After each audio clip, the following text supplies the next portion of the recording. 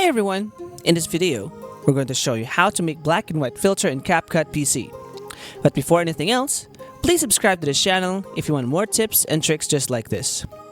Now the first thing we have to do is go to your project on CapCut. So now I have a project right here prepared. Now we wanted to change this video into black and white. So now here's the video that I want. So drag it on to your project. And then the next step is go to filters, which is right here on this corner. So now tap on filters and then navigate over the list of effects right here and find mono, which is one right here. So click on it and it will show you different effects that they have prepared for you.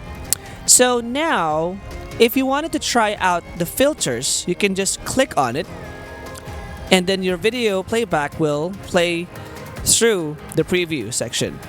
So choose an effect or filter that you want to use, and when you're happy with it, you can now tap on this little cross right here which says add to track. Now it will automatically put here on your filters. It's like an overlay of your effects. Now another way to do this is also you can just drag it on top of your filter. So you can choose whatever you want to position your filters. Now if you want the whole filter to be affecting your whole video, now you can also tap it in the video itself.